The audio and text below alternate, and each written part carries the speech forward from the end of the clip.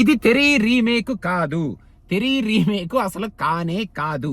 తెరీలో just అలా 1-2 elements ని తీసుకొని దానికి మన పవన్ కళ్యాణ్ గారి స్వాగ్ ని మేనరిజమ్స్ ని యాడ్ చేసి పవన్ కళ్యాణ్ గారి ఫ్యాన్స్ ని సాటిస్ఫై చేయడమే ముఖ్య ఉద్దేశంగా మన ఫ్యాన్ బాయ్ హరీష్ శంకర్ తన హీరోని ఎలా అయితే ఫ్యాన్స్ కి చూపించాలి అనుకుంటున్నాడో అలాంటి సీన్స్ ని పెట్టుకొని స్టోరీకి సీన్లకి పెద్ద సంబంధం లేకుండా స్టోరీని అలా నడిపించుకుంటూ మెయిన్ గా ఫ్యాన్స్ కి కావాల్సిన ఎలిమెంట్స్ అన్నిటినీ పెట్టుకొని అలరించుకుంటూ ఫ్యాన్స్ ని సాటిస్ఫై చేసిన ఒక out and out fan service movie మన ఈ ఉస్తాద్ భగత్ సింగ్ అన్నమాట.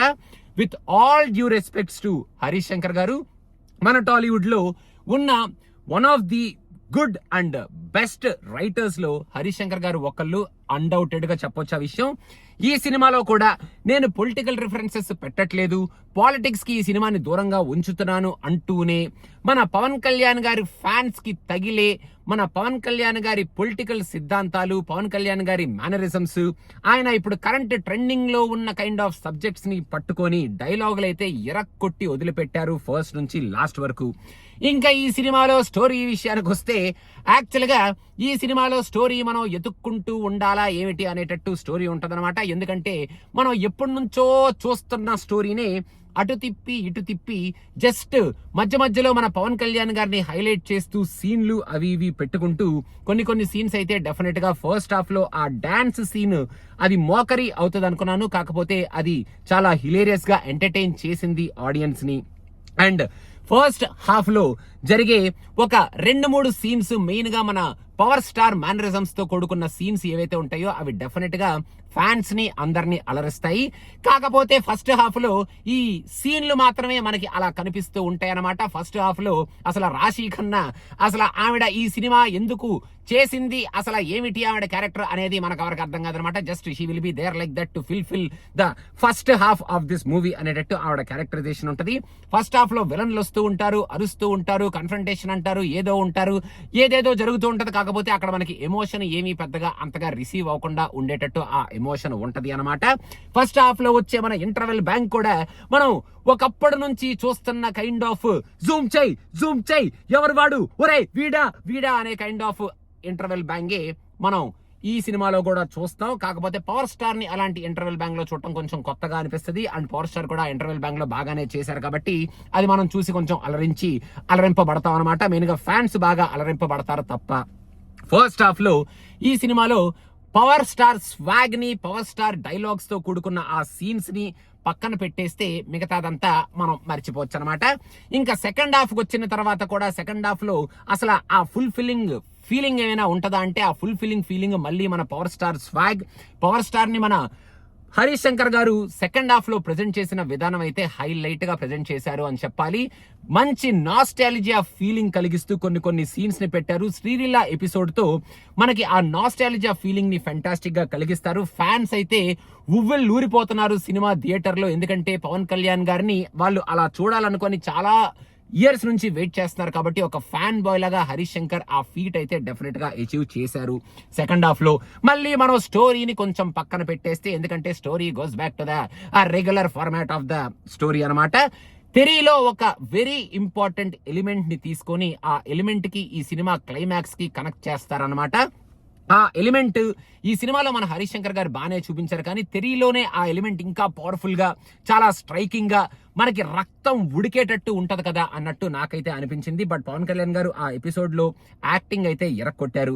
ఇంకా క్లైమాక్స్ కి వచ్చేటప్పటికి ఫస్ట్ హాఫ్ లో మనం ఒకరిని ఎవరినో ఇంట్రడ్యూస్ చేశాం కదా, వాళ్ళకి ఒక మంచి ఫినిష్ ఇవ్వాలి కదా అనేటట్టు క్లైమాక్స్ లో ఒక యాక్షన్ ఎపిసోడ్ లాగా పెట్టుకొని ఆ క్లైమాక్స్ ఏదేదో చేసి సినిమా నుంచి మనల్ని బయటకు పంపించేటప్పుడు మళ్ళీ మన పవన్ కళ్యాణ్ గారి సిద్ధాంతాన్ని ఒకసారి గుర్తు చేసి ఫ్యాన్స్ అందరి చేత ఒకసారి గట్టిగా అరిపించి థియేటర్ లోంచి మన పవన్ కళ్యాణ్ గారు ఫ్యాన్స్ ని మన హరీష్ శంకర్ గారు ఒక ఫ్యాన్ బాయ్ లాగా థియేటర్ లోంచి బయటకు పంపించారు. ఫ్యాన్స్ కి అయితే డెఫినెట్ గా ఫుల్ మీల్స్ ఈ సినిమా ఫస్ట్ నుంచి లాస్ట్ వరకు. ఫ్యాన్స్ కి కావాల్సిన ఎలిమెంట్స్, పవన్ కళ్యాణ్ గారు నవ్వుతారు, డాన్స్ చేస్తారు, ఆయన మీద ఆయన సెటైర్లు వేసుకుంటారు, నాస్టాలజియా ఫీలింగ్ ఉంది, మంచి పంచ్ డైలాగులు చెప్తారు. హరీష్ శంకర్ గారు ఇచ్చిన ఒక మంచి మెసేజ్ ఓరియంటెడ్ డైలాగ్స్ కానీ, ఆ సిద్ధాంతంతో కూడుకున్న డైలాగ్స్ కానీ, భగవద్గీత గురించి డైలాగ్స్ కానీ, భగత్ సింగ్ అన్న కైండ్ ఆఫ్ డైలాగ్స్ కానీ ఇవన్నీ బాగానే చెప్తారు. సెకండ్ హాఫ్ లో కూడా మంచి కామెడీ చేస్తారు, ఇవన్నీ బాగానే ఉంటాయి. వీటన్నిటిని ఫ్యాన్స్ పిచ్చి పిచ్చిగా ఎంజాయ్ చేస్తారు. మీరు కూడా మన పవర్ స్టార్ స్వాగ్ని, పవర్ స్టార్ని ఇలా చూడాలి అనుకుంటూ, ఎలా చూస్తాము అనుకుంటూ థియేటర్ కనుక వెళ్తే డెఫినెట్గా you will have a blast. Power star పరంగా నాకు ఈ సినిమాలో స్టోరీ కావాలి, స్టోరీతో పాటు కనెక్షన్ ఉన్న కైండ్ ఆఫ్ సీన్లు కావాలి, స్టోరీ కోసం నేను ఎతుక్కుంటాను అనుకుంటే మాత్రం మీకు ఈ సినిమాలో స్టోరీ కనిపించడం కొంచెం కష్టం. స్టోరీ ఉంటది, కాకపోతే అది రెగ్యులర్ గానే ఉంటది. మెయిన్ గా మన పవర్ స్టార్ గారి ఫ్యాన్ సర్వీస్ ఈ సినిమాలో ఫస్ట్ నుంచి లాస్ట్ వరకు ఎక్కువగా ఉంటది. దాంతో పాటు మనకి కొంచెం ఫస్ట్ హాఫ్ లో, సెకండ్ హాఫ్ లో ఆ ఎమోషన్స్ ఏదైతే ఉన్నాయో, మెయిన్ గా విలన్ కి హీరోకి మధ్యలో ఉన్న కన్ఫ్రంటేషన్ నాకైతే ఒక సూపర్ కన్ఫ్రంటేషన్ లాగా అనిపించలేదు. ఎందుకంటే మనం ఎప్పటి నుంచో చూస్తున్న కన్ఫ్రంటేషన్ కాబట్టి అది అంతగా నాకు సూపర్ ఎమోషనల్ గా అనిపించలేదు. సో ఓవరాల్ గా మన పవర్ స్టార్ ఫ్యాన్స్ అయితే ఈ సినిమా పిచ్చి పిచ్చిగా అలరిస్తుంది. ఈ సినిమా కొంచెం అటు ఇటుగా ఉంది అని చెప్తే ఫ్యాన్స్ ఒప్పుకోరు అనేటట్టు ఈ సినిమా డెఫినెట్ గా మన పవర్ స్టార్ గారిని హరీష్ శంకర్ గారు ఫ్యాన్స్ కి అయితే సూపర్ గా ప్రెజెంట్ చేశారు. మరి ఇంకా ఈ సినిమాని మనం నార్మల్ గా చూస్తే మాత్రం పవర్ స్టార్ గారి ఎలిమెంట్స్ ని పక్కన పెట్టేసి we can find a lot of things in this movie అన్నమాట.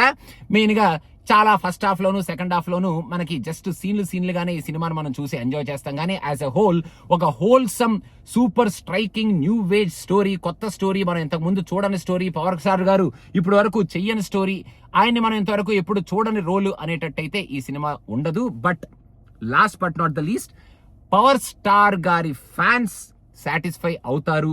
పవర్ స్టార్ గారిని మీరు అలా ఒక మంచి జోవియల్ రోల్లో ఆయనలో ఉన్న మిస్ అయ్యే ఎలిమెంట్స్ ని చూడాలి అనుకుని థియేటర్ కి వెళ్ళిన వాళ్ళు కూడా ఆ నాస్టాల్జియాని ఫీల్ అయ్యి, ఆ కామెడీని, ఆ డైలాగ్స్ ని ఎంజాయ్ చేసి థియేటర్ లోంచి బయటకు వస్తారు. ఇంకా మిగతావన్నీ మనం ఎంత తక్కువ మాట్లాడుకుంటే అంత మంచిదన్నమాట. ఈ సినిమాలో తమన్ గారు ఇచ్చిన బ్యాక్గ్రౌండ్ కూడా మరి లాస్ట్ మినిట్ లో హడావిడిగా కొట్టిన బ్యాక్గ్రౌండ్ లాగానే ఉంది. కొంచెం చోట్ల బాగానే పండింది, కానీ మోర్ ఆఫ్ ద బ్యాక్గ్రౌండ్ వెనకాల అలా వెళ్ళిపోతున్నట్టు ఉంది. సెకండ్ హాఫ్ లో వచ్చిన ఒక నాస్టాలజియా బ్యాక్గ్రౌండ్ మాత్రం ఎరక్కొట్టారు. సో ఓవరాల్ గా హరీష్ శంకర్ గారు ఫ్యాన్స్ నైతే ఒక ఫ్యాన్ బాయ్ లాగా ఫ్యాన్ సర్వీస్ మూవీ ఇచ్చి సాటిస్ఫై చేశారు.